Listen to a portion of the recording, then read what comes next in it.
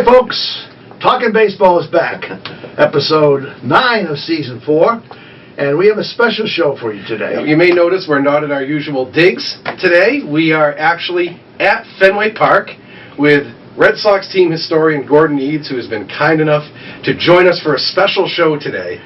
So we're going to ask him some questions about his position, how he got here, and then we're going to actually take you on a special tour of Fenway Park to some of the areas that you may not see because they are not open to the public generally. So we really hope that you're going to stay with us today because this is a really special hour we have coming at you today. So fellas, I'm sure you plan to mention it, but I don't go too deep into any intros without mentioning the fact that I'm a Lunenburg guy. I'm a Central Mass baby, and that's something that's always mattered to me, always been very important to me.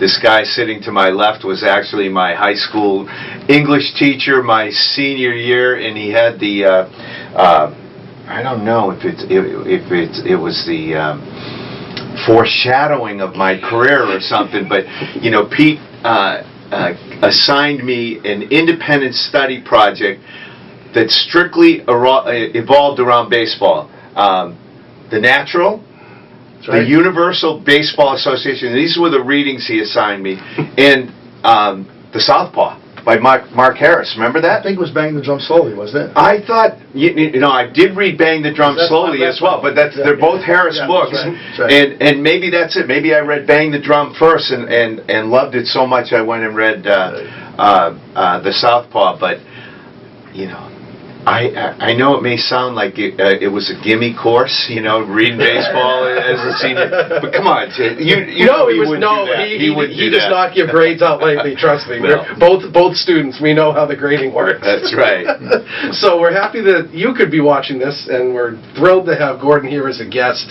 And so I think before we do anything, we'll probably do the trivia first, just to get that out of the way, because it does relate to today, and we'll give you maximum time to think about that. We're not going to put Gordon on the spot, have to answer the question. This is for you folks out there. So here's the question. Since we are in Fenway, everyone knows that the Yawkey family owned Fenway for half a century, and that John Henry and his crew have been here almost 20 years now. Who built Fenway Park? The first 10 years of the Red Sox, they played on the Huntington Avenue grounds. So who actually built this park?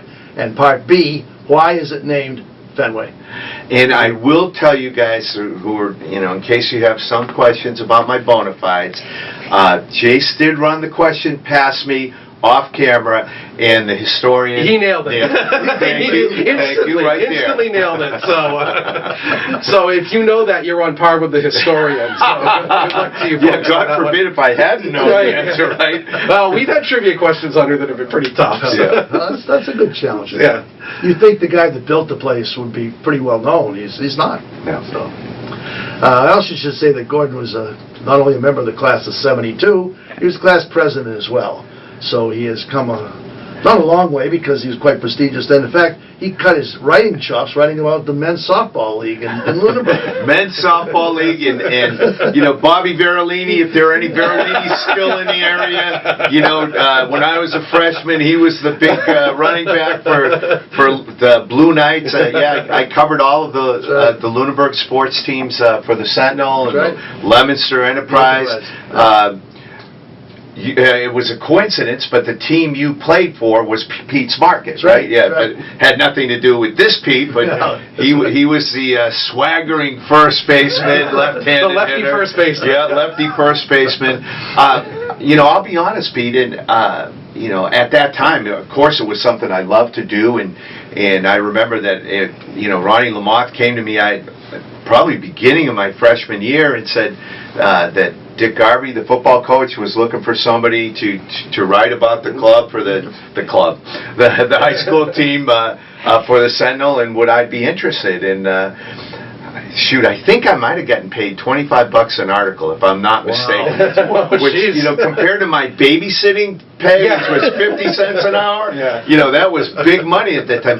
But I never imagined that I was going to make that my career. When I went to college in a small liberal arts school in Chicago called North Park, my intention was to teach I was a history major, poli-sci minor, or maybe go into public service. But I did my student teaching at a public high school in Chicago and a high school in suburban Chicago.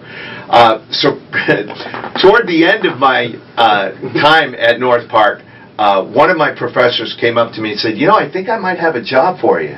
I go, "Really?" And he goes, "Yeah." He says, "How would you like to write advertising content for Sears? You know, like for garage openers." I kid you not, Pete. Yeah. So, I mean, at the time, yeah, maybe the idea of full-time employment appealed to me, and coming right out of school and everything. Fortunately, at that time, I was already working as what they called a copy boy at the Chicago Tribune, and a copy boy essentially is a gopher in the newsroom, answers phones, distributes stories, rips off the wire copy off the wire machines. All of this stuff, folks, I know is obsolete. Yeah, long gone. They used to have things called typewriters, you know, and desk telephones. I know. Teletype. What a concept, right? With a little fan on the desk, of course. So I went up to the Sports Center at the time, a guy by the name of George Langford, and I said, "Hey, George, any chance I might be able to get an internship?" And he paused for a second. He said, "Well, I think I might be able to do better than that for you. How about a job?"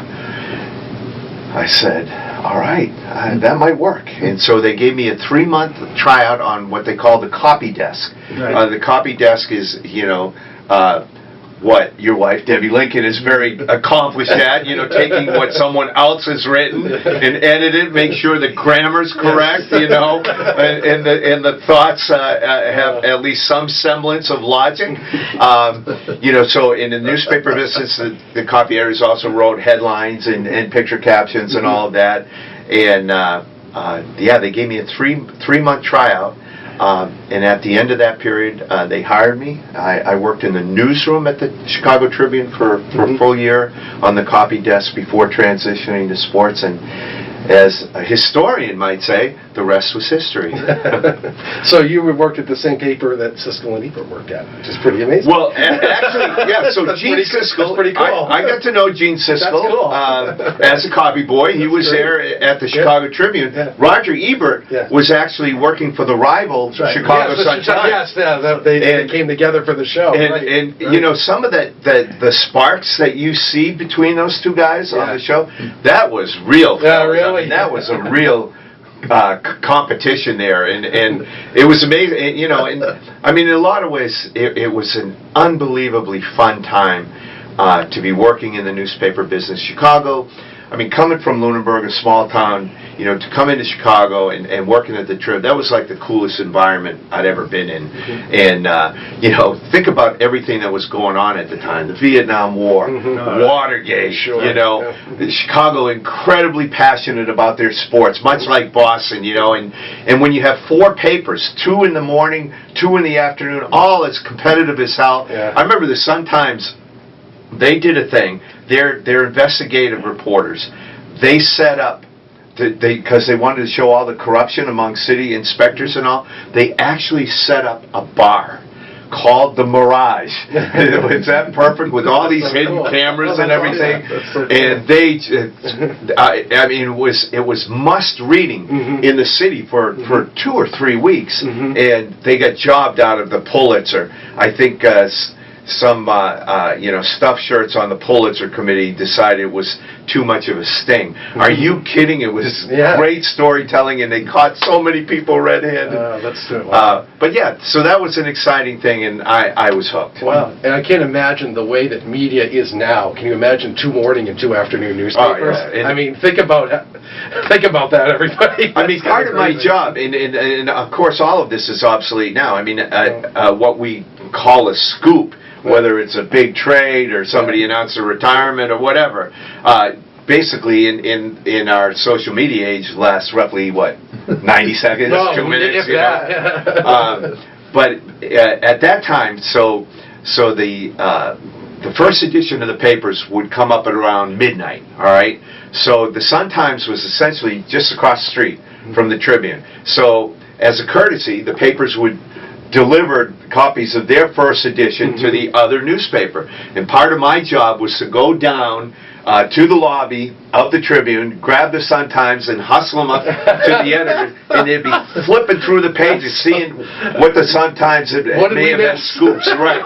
No, you're laughing, but that's precisely what it was. Yeah. And of course, I was in Chicago at the time of one of the greatest newspaper columnists of all time. Maybe a name, maybe familiar to you, Pete. I'm not so sure to you, Jason. Mike Royko. Oh, the great Mike Royko. Sure. He used to be a thorn in Mayor Daley's side, the legendary Richard Daley, and Royko's the guy who condemned Cubs fans as being as bad as heroin addicts because you get your kids hooked for life. Right, yeah. And at that time, no good came of it either, whether you were a Cubs fan. And he said his, because of the hatred of the Mets at the time, he said his favorite movie was Failsafe because New York gets nuked in the end, right? Red Sox fans could relate to that one too. Not that we're wishing anything on our neighbors in the 200 miles to the south. Yeah, just have to comment when you said you wrote of football games. I was hired in 1964, and Dick Garvey grabbed me. You're an English teacher, right? Will you write up the football games? Oh, no way! Now, I had never done this before. $5 a copy. Oh my God! My biggest chore was to come up with different words for run. So I had 50 words for run, and when I got to galump, I said, "What the hell is galump?" It's funny, you can go back in the archives, and now it's even online. And there's a great resource called newspapers.com that actually has the Pittsburgh Sentinel on there, and. I'll confess, Jason. Yeah. There's basically no cliche exists that I didn't somehow. Oh, of course. Oh, that's part of it. Oh, God, that's part of writing, right? That's part of writing. At the same time, so a contemporary of mine at Groton was Dan Shaughnessy. Yeah. Now the Globe columnist, of course. He was class of 71. So right. So Dano, he played some sports at Groton. And so the Groton Local Weekly, you'd have a story that said, by Dan Shaughnessy, and the first paragraph would say, Dan Shaughnessy got, 1 2 for 4, or whatever. So when I get hired by the Boston Globe, Shaughnessy comes and introduces himself to me, and he goes, "You're from Lunenburg, right?" And I go, "Yeah." He goes, "I'm from Groton." He goes, "You know a guy by the name of Glenn Stillman, right?" I said, "Glenn Stillman?" So he was one of my best friends in high school. Dan goes, yeah, I know Stillman well. He pitched a one-hitter against us. I go, "Oh, is that right?" And he goes, "Yeah." He says, "I'm the guy who got the hit." He says, "Tell Stillman when you see him, no hard feelings." And if anybody watching knows the Stillman family, I relayed that story to Stillman, and maybe Dano doesn't have any hard feelings, but the redhead might have a thing or two. I told that story to Glenn too, and he says, Shauna said he broke up your no-hitter. Glenn said, "Which one?" Boy, that's classic. That's classic Glenn too. Oh my goodness, I hadn't heard that version of that's classic. Wait till I see Dan. I'm gonna have to tell him that one.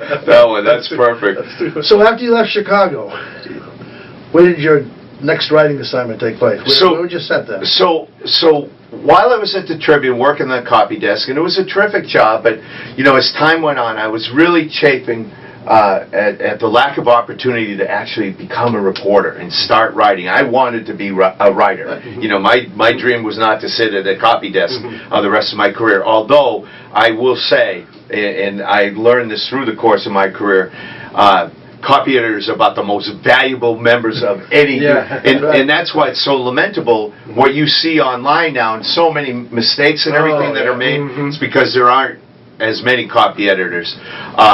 But while I was at the Tribune, basically the only writing I got to do was I got to rewrite like some of the wire service stories. I would make my own American League and National League roundup, and I wrote this thing called the Morning Briefing. And if there were stories that fell through the cracks of our staff, our writing staff, I would raise my hand and write.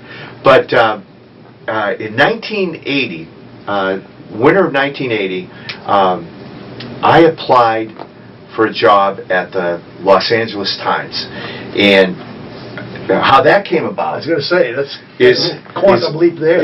is one of the assistant editors at the Chicago Tribune, number 2 guy at the Chicago Tribune, went to L.A. in the same role, and he was a classic front page character. You know, Dave Moylan, wisecracking, Southern cracker, I say that lovingly, gum chewing editor, you know, would carry the old pica pole, and the printers loved him down in the composing rooms. He was a great character. So anyway, Dave calls me and says, would you be interested in a job at the Tribune covering hockey, right? So I think I understood enough of the situation there.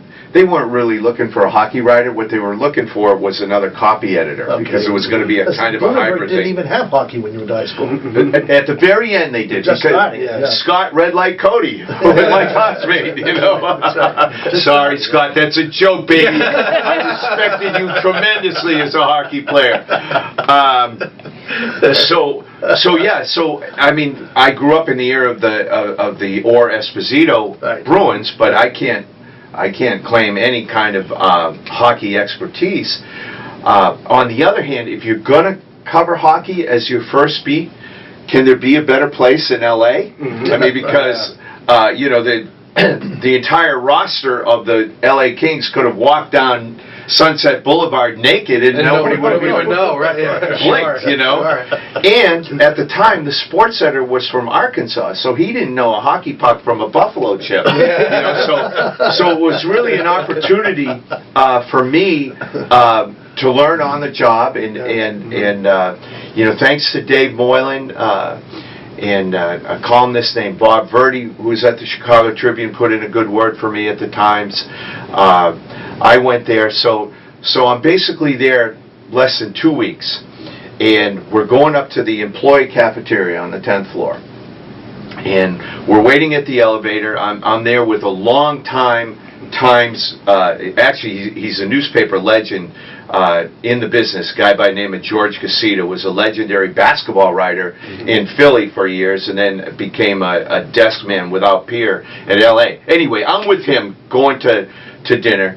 Elevator doors open. There's a young, well-dressed guy on the elevator, right? And he greets George, and he points to me and says, who's your compatriot here? And George goes, oh, he's just a refugee from a tour group, right? So the guy sticks out his hand and introduces himself, says, hi, I'm Norman Chandler, right? So as prep for going to work for the LA Times, I had read David Halberstam's seminal book on journalism called The Powers That Be, and a big section of that book was about the LA Times, who were owned by the Chandler family, right? So because George had made said I was a refugee from a tour group, I figured this guy was just, busting my chops, saying that he was a Chandler. So I stick out my hand and I go, hi, I'm Buffy Chandler, right? Buffy was the matriarch of the Chandler family. Okay? So one floor before we get off, the well-dressed guy gets off, and he turns and he shakes his head and he says, well, I tried, right? Elevator doors close. George doubles over in laughter. I go, what's with you? He goes, that was Norman Chandler. Buffy's his grandmother. I wanted to call the Tribune the next day and say, hey, fellas, have you kept my job open? This might be a short-lived career. So that's funny. But as it worked out, I covered hockey for 2 years in L.A. I covered one of the greatest games in sports history, in Los Angeles sports history, as a hockey writer. They were playing the Edmonton Oilers in the playoffs, and this was at the cusp of the great Gretzky. The Gretzky Fewer teams. Yes, Sure. Messier, Glenn Anderson, Curry, Paul Coffey. I mean, they were tremendous. So they had sailed through the regular season, totally full of themselves, completely convinced they were going to win the Stanley Cup, right? The Kings, meanwhile, stagger into the postseason, the last team to qualify for the postseason. So we're in the LA Forum. they had split the first 2 games in Edmonton, which was a bit of a shock that the Kings had even salvaged 1 win. So now they're in LA, and Edmonton's going to show who's boss here. End of 2 periods, 5-0 Edmonton Oilers. Okay, so Jerry Buss, who was the owner of the Kings at the time, he hops into a limo with Kathy Lee Crosby heading down to Palm Springs. So to say that he was entertaining thoughts of a comeback, I think a real stretch. So 5-1, 5-2, 5-3. Buss would later say, I knew we were going to win, but only if I didn't come back. He was listening to the game in the limo. To which I wrote in print, yeah, right, Jerry. So 5 seconds left. The Kings tie the game, and then they win in overtime, 6-5. That game was coined the Miracle on Manchester, because that's where the Fabulous Forum was, which is no longer even used as a sports facility. And then 2 nights later, the Kings closed out the Oilers, eliminated them from the playoffs. The Oilers went on to win the next 4 Stanley Cups. They beat the Bruins in the finals one year. We remember it well. So that was, that was one of the great sporting experiences I ever got to cover. Almost on a par with the great state softball playoffs I covered in Coolidge Park.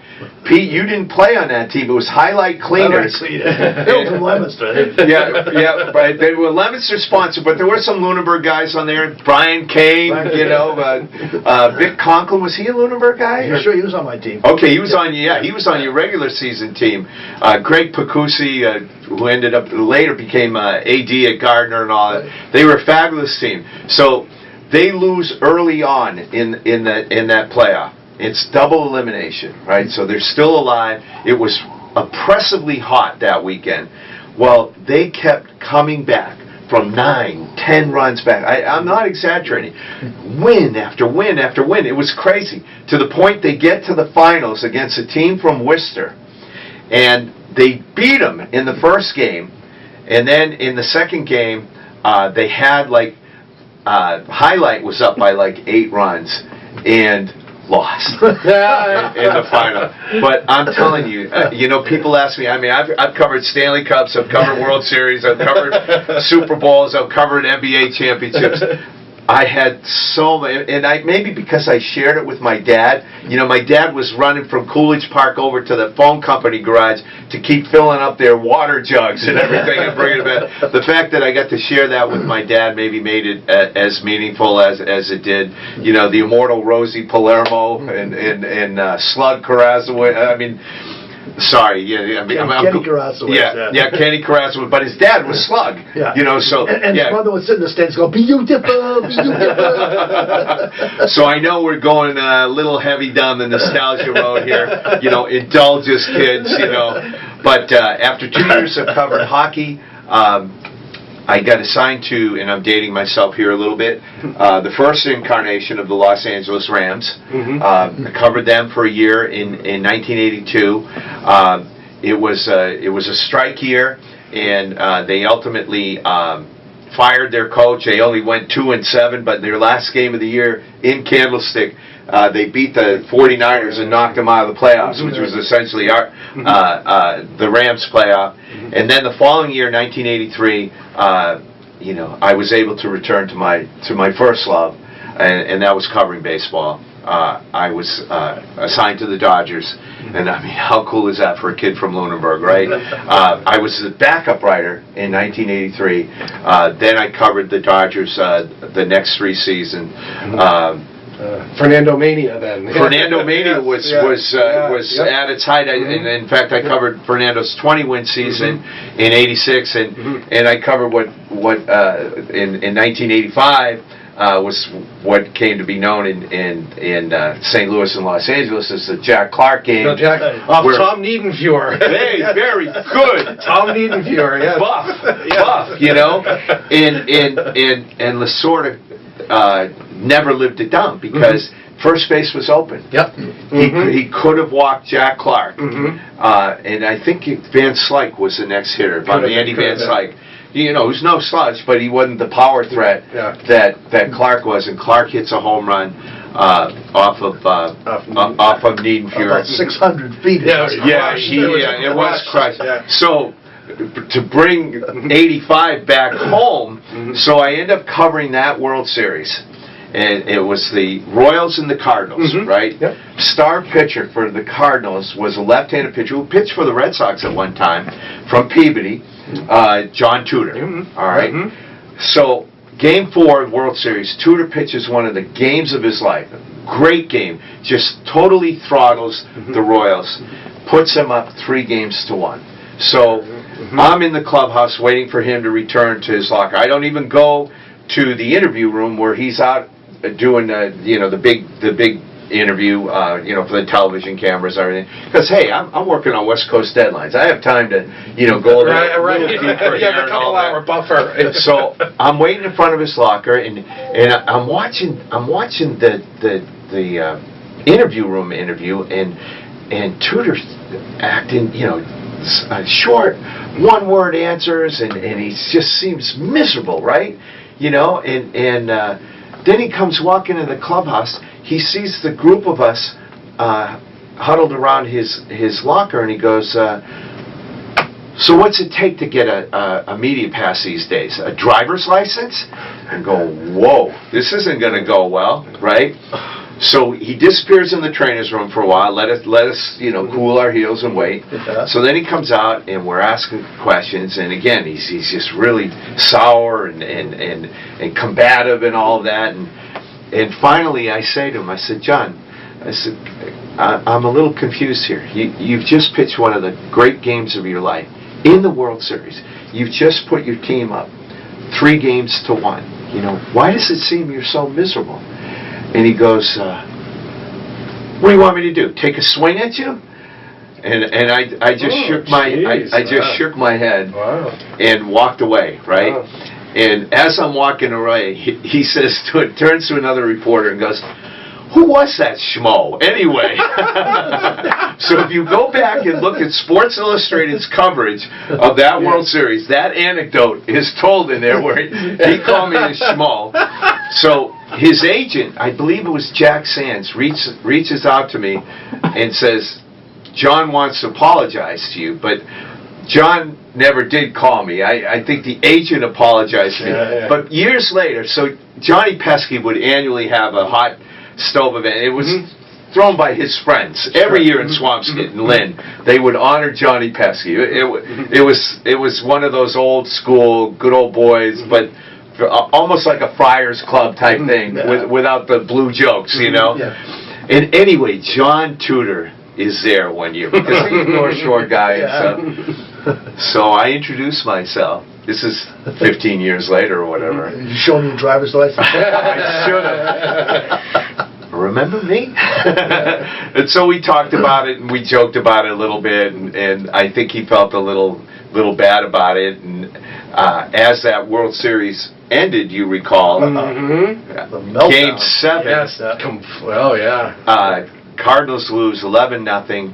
Tudor was a losing pitcher. He goes into the clubhouse and punches an electric fan and cuts his hand. Absolutely. So I'll bet you I didn't pose the question to him precisely in this fashion, but I'd love to say to him, hey John, in retrospect, do you wish you had enjoyed the ride a little bit more while it was going on? Right. Didn't the Cardinal relief pitcher have a total meltdown at the end of that game? It was Andujar. Andujar got tossed. What the circ? That was the Don Denkinger series, if you remember. That's right. Game 6. Where the Cardinals felt that they should have won.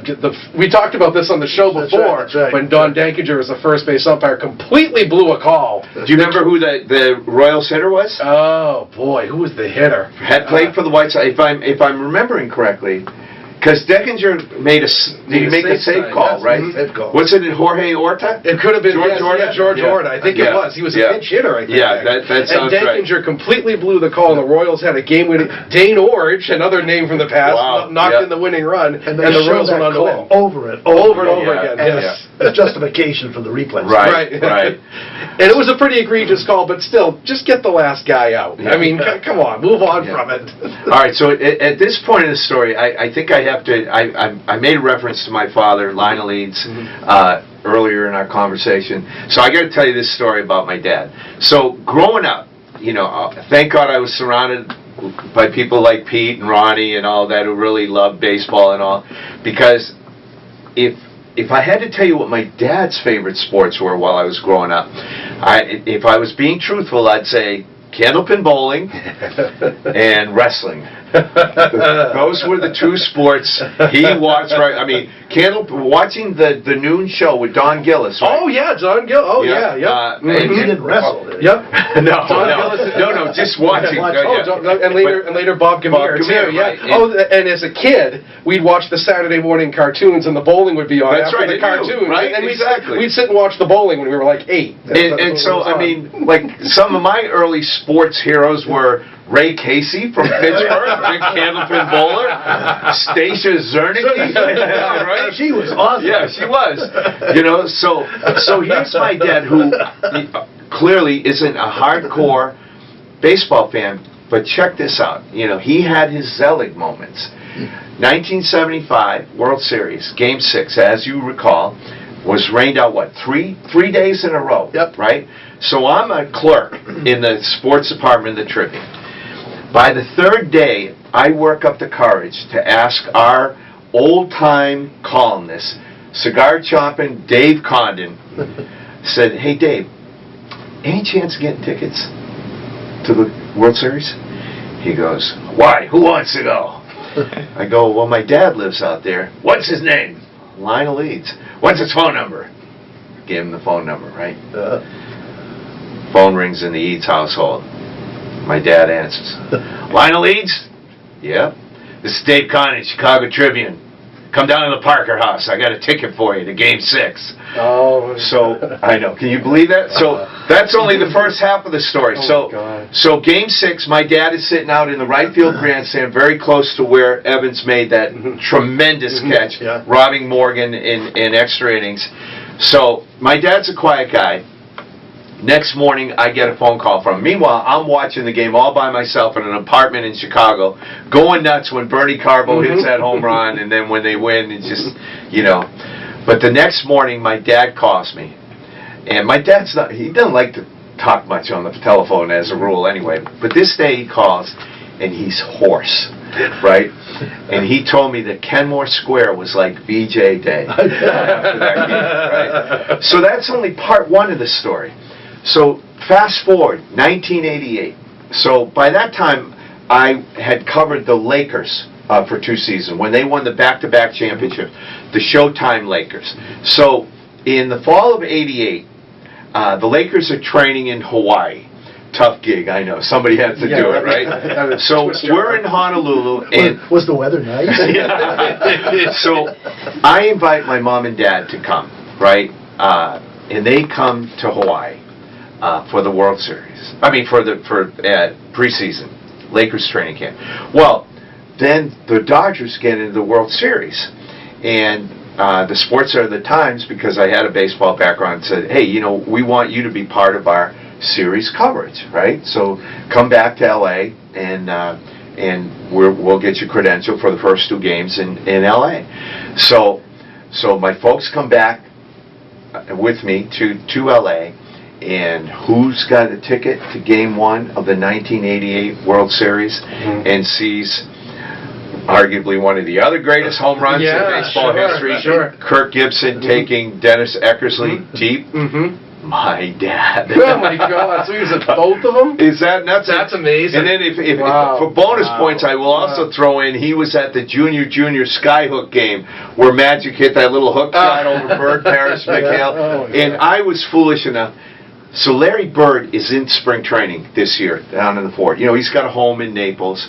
So he's sitting out. We have some boxes that are right outside of our offices in JetBlue Park. So I go out to say hello to Larry and introduce myself and tell him that I had covered the Lakers. Now, think of all the things you could possibly talk to Larry Bird about, right? What do I decide to talk to him about?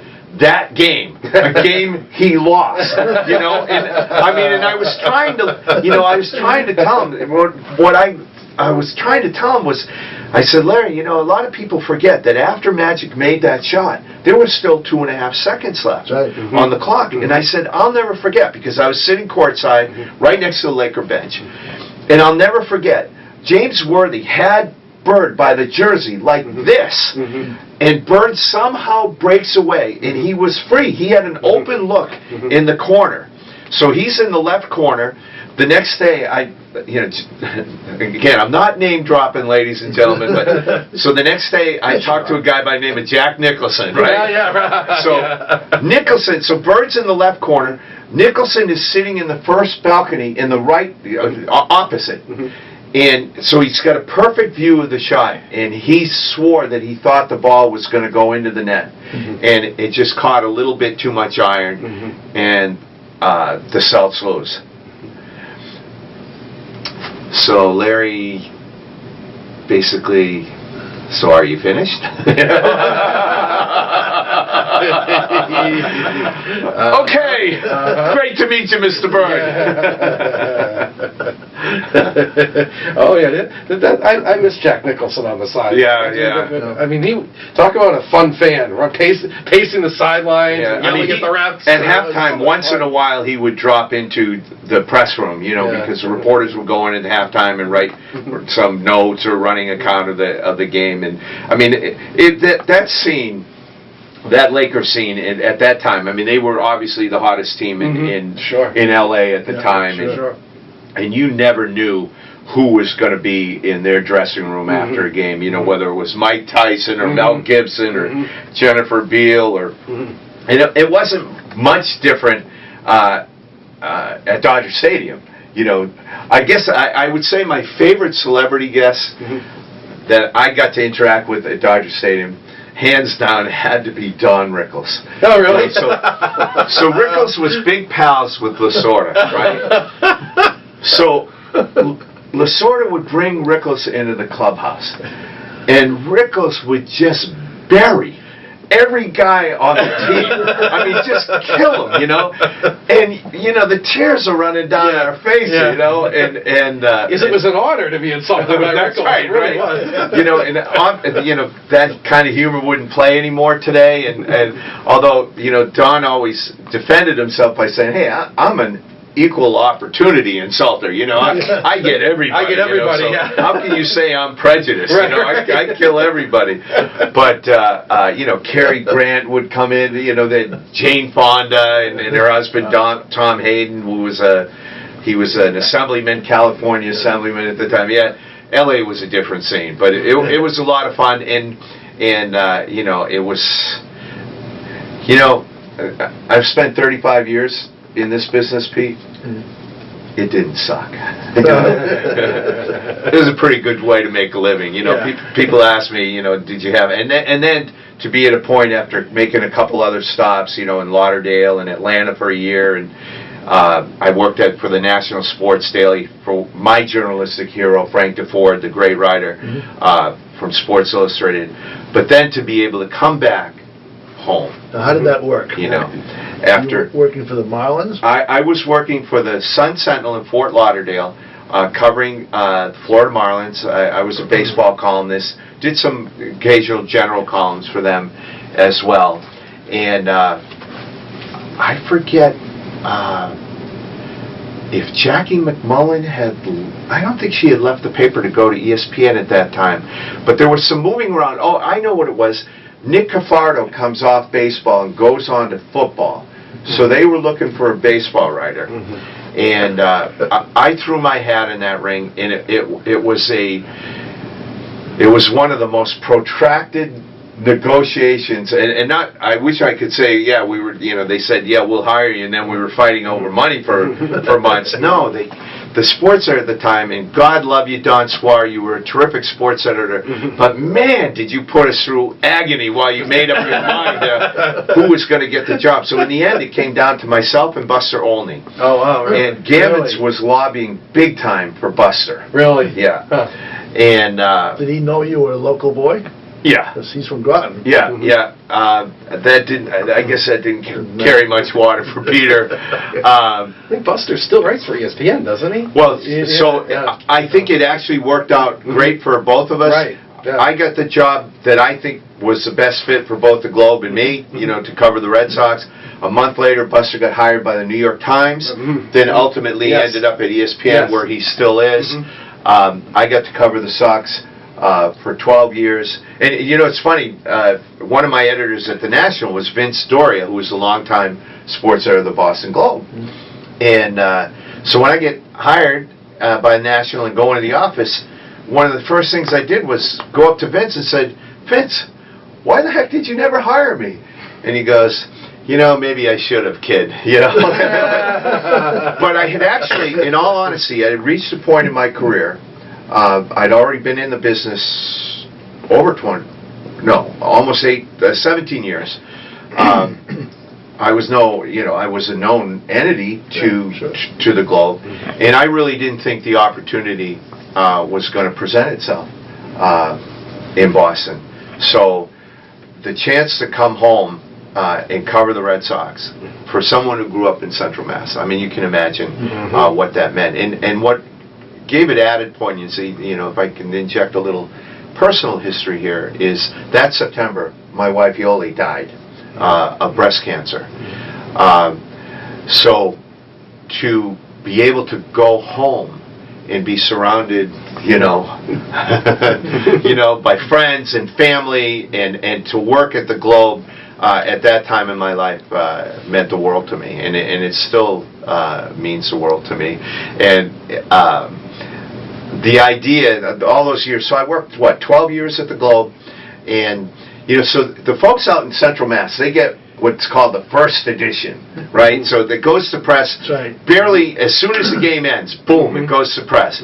So a lot of times you just get like a running account of the game, right? So a lot of people, they just went through the motions and just give it. Now you don't even get the game until the next day. Oh, see, which is really sad. There's nothing in it. So, but since I knew I was writing for my home audience, I put effort into that first edition. Drove my editors crazy because they wanted you to file something like after the third inning, the fifth inning. Right. Well, come on, you guys have watched enough baseball. Yeah, we know. You don't know. You don't know the direction a game's going to go in after 3 innings. No. So I would wait, and then I'd kind of like, you were supposed to only write like a couple of graphs at the end of the game, and slap that on the top. Well, I would start working like at around 10, and try to write maybe a 6-paragraph, coherent, entertaining lead, that people could read on the game. Man, did I push deadlines, but I cared, because I knew those were my folks back home, and I inherited the Sunday Notes column from Gammons, which was just kind of like being the guy who had to follow Gehrig or be Wally Pipp in reverse. Yes, I was Wally Pipp. There was no win in that one.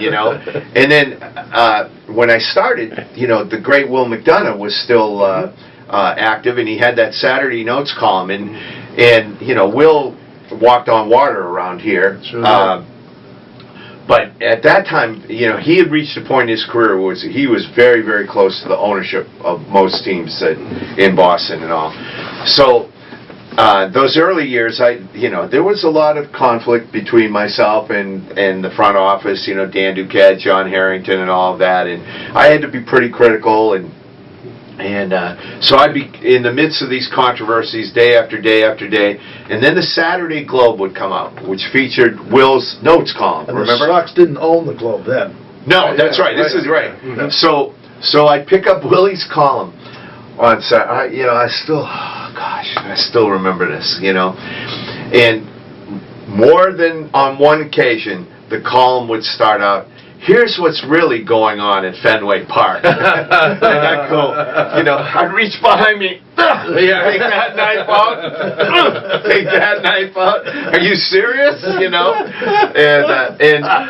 oftentimes, Will was representing Harrington's and management's position, so that was a little tough. But how about my timing though? After long-suffering fans like yourself, and I come back and I covered. I covered the 3 World Series in 04 and 07 for the Globe, 13 for ESPN, and then to be a part of the 18. And you know what's funny? I still have in the boxes up in my attic. I remember I just moved the box up there a little while ago. I still have the Globe and the Herald from after Game 3 of the 2004 playoffs against the Yankees, which I was at. My now wife and I were there. And it's all gloom and doom. The Yankees did it again. They showed the Red Sox who's bought. Shaughnessy and Bob Ryan's calling them brutal. Yes. Oh, yeah. Jackie McMullen's was a little more objective, but did Dano use his favorite phrase, choking dogs? I believe he did. Yes, I believe he did. And it's so funny, but that day, and I mean, I'm sure you noticed it from a journalistic perspective, that game was sort of the turning point for how the Red Sox were perceived. That Game 3, they were always the downtrodden team, and then the next game when they won Game 4 with Robert Steele. Well, I wouldn't say that Game 3 was the game that changed the perception, but that was the lowest point. That was the lowest point. All right, so Red Sox coverage. All right, so we can't have this discussion without giving props to Debbie Lincoln's favorite Red Sox player, Kevin Millar. Born on my birthday. Kevin Millar going around saying, "Don't let us win tonight. Don't let us win tonight. Yes. Don't let us win." And I mean, I don't know if there's any sports event in Boston that will ever top that 4-game sweep. Absolutely.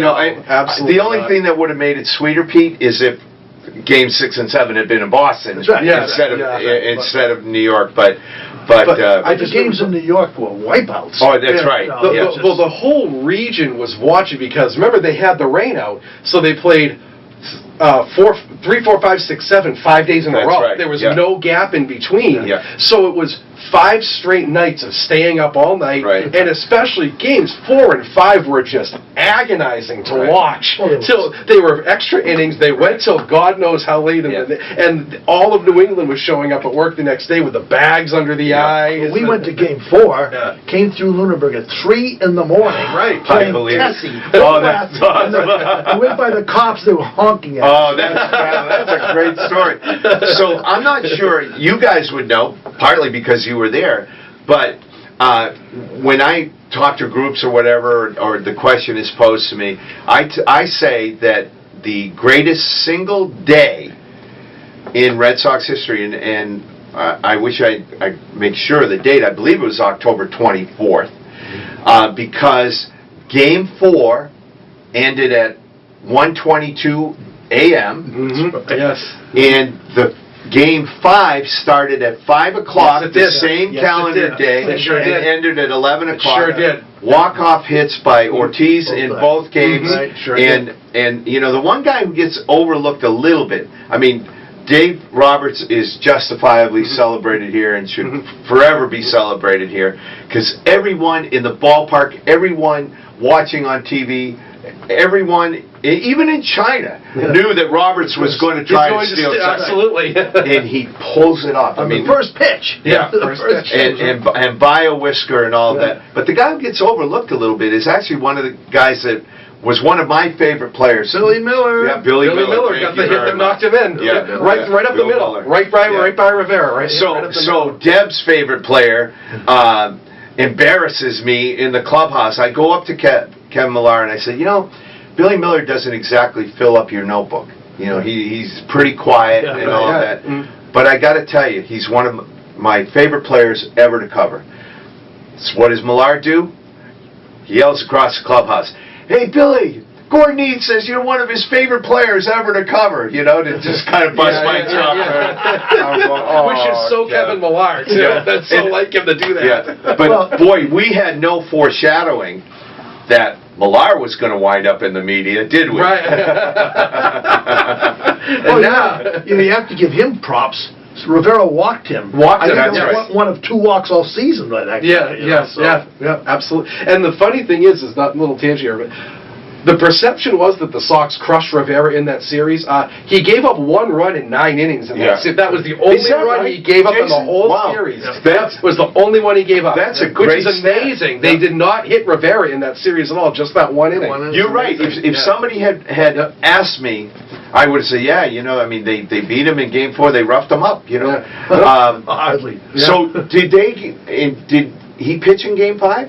Yes, he pitched in Game 5. Yeah, he pitched the 9th inning in Game 5. I know, but but he pitched a scoreless inning? Yeah, pitched a scoreless inning in Game 5. Yes. So, actually, I think 2 scoreless innings in Game 5. Yeah, that may be right. I'm pretty sure it's 2 scoreless innings. So that led, of course, to one of the great moments of the 2005 season, opening day, the ring ceremony, where one of the biggest ovations of the day was according to Mariano Rivera. And it's funny because that was the moment when Red Sox Nation said, "We like this guy." Yeah, there you go. He gets it. He understands the rivalry. He knows what's going on, and it was a total respect thing too. I mean, how do you not respect Mo Rivera? And it was sort of, he's a Yankee. We can hate him because he's a Yankee, but damn, that guy deserves a lot of respect. He's going to be the first unanimous Hall of Famer. You know what? How do you not vote for him? I can't see it possibly vote against him. There will be. I'm telling you right now, because there are some people who give short shrift to relief pitchers and closers, and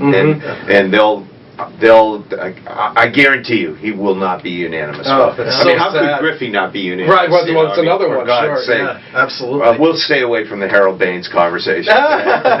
You can do that on another show, fellas. Actually, that was one of our questions. Oh, really? Yes, it was. Not later. Okay. We'll touch on that later. Gordon, you replaced Dick Brashani as the club historian. What exactly, explain to the audience what a historian's role is here. It's funny, Pete. So yesterday I spoke to a group of kids here at Fenway from the RBI program, and RBI is reviving baseball in the inner cities. And it was, these kids happen to be have been chosen the MVPs of their teams, and in this case with not only most valuable players but most valuable persons, right? So I started out and I said, my business card, my title says I'm the historian. So what does a historian do? He tells stories. He says, I'm a storyteller. And in this instance, being the historian of the Red Sox, I tell people that what I am is a ghost whisperer. I go out into that bowl that we're going to be going out to later. And when I look out to left field, of course, I see Ted, and I see Yaz. We move over to center, I see Tris Speaker and Freddie Lynn. And right field, I see Jackie Jensen and Tony C. and Dewey. You go around. The Boomer was one of my favorite players growing up. George Scott at first base, and Nomar at shortstop, and Pesky at short, and Bobby Dort. I'm the ghost whisperer. So it's my joy to be the historian of a team in a city where you know that people still care about history, and love their history and know their history. So I mean, I'm a resource for people who are working on books or something and need questions answered about history. I still write for the Red Sox program. I did a history segment all year this year on Nesson because it was the 100th anniversary of Ted Williams' birth. In addition to that, Nesson also used me to do more extended interviews with players on the current roster. I've done historical presentations with the Massachusetts Historical Society. I did one on the Impossible Dream Team, and then on women in baseball. We've got one we're lining up now. This 2019 will be the 100th anniversary of the sale of Babe Ruth, so we're going to have a panel discussion here at Fenway Park about that. And we need to dispel the no Nanette myth. That's not true. So I would highly recommend the new book on Babe Ruth called Big Fella by Jane Levy, who, when she was sitting down to write her book, she said, there's already been some great biographies of Babe Ruth. Robert Creamer wrote maybe the most famous, and then one of my journalistic heroes, Lee Montville, wrote The Big Band, which is another great book. But Jane approached it from placing the Babe at the center of his times, as at a time when advertising first came into full bloom. Having an agent came to full bloom. I mean, Babe Ruth was making more money off the field than he was making as a player. He endorsed everything, you know, and it's really fascinating. And you know, radio was coming into, Right, you know, And he was sort of symbolic of the Roaring Twenties attitude. Absolutely. And, he was an icon. So, but one thing she discovered in the course of her research, so we all know that Harry Frazee, who you just referenced, who was the owner of the Red Sox, sells Ruth to the Yankees for $100,000. In addition, it takes out a loan for $350,000 from the Yankees and offers up Fenway Park as collateral to that loan. Well, the interest on that loan, according to Jane, was 7%. So in essence, the Red Sox, which eclipsed the sale price. So in essence, the Red Sox paid the Yankees to take Babe Ruth off their hands. Yeah, amazing, isn't it? A subject for future research by you, my good man. You do know, though, that his reputation wasn't sterling even with Boston. Who, Babe? Babe. Of course. No, Well, yes, to me, the big question, I mean, he was a bad teammate. He jumped the club several times. You know, there was no putting any kind of a harness on his off-the-field activities, extracurricular activities. My question, beyond his behavior, would Babe Ruth have become Babe Ruth if he had not played in New York? That's right. That's a good question. And Very good particularly question. since that ballpark, first the Polo Grounds, and then the house that Ruth built, Yankee Stadium, Great question. was so well suited. I mean, I'm not sure he would have put up the same kind of numbers. I don't think. I find it hard to believe he would have gotten the same kind of national exposure and attention that he did in New York. And he joined a good team. Good team, because Frazee sold all our other great players. So the answer to the trivia question as to who owned Fenway Park when it opened in 1912? This man, John Irving Taylor, who actually, in addition to being remembered, and maybe not remembered enough, as the guy who built Fenway Park, he's also the guy who named the ball club the Boston Red Sox, after the Boston National League team, at the time known as the Doves, gave up their red stockings. Taylor quickly seized on the idea that his fellas were going to wear red hosiery, hence the Red Sox. John I. Taylor, and why is it called Fenway Park? Because the Taylor family owned the Fenway Realty. This area is the Fenway. It was logical.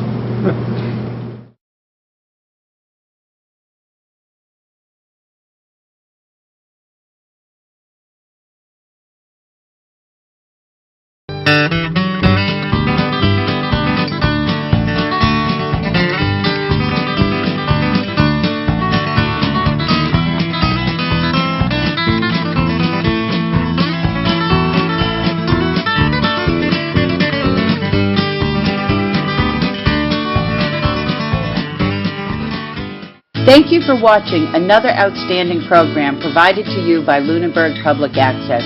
We're here to serve the community. Lunenburg Public Access is always looking for volunteers to help record town events, high school sports, and town meetings. Please consider helping us out today. To contact us, you can call 617-763-3018 or email us at lunenburgaccess@gmail.com.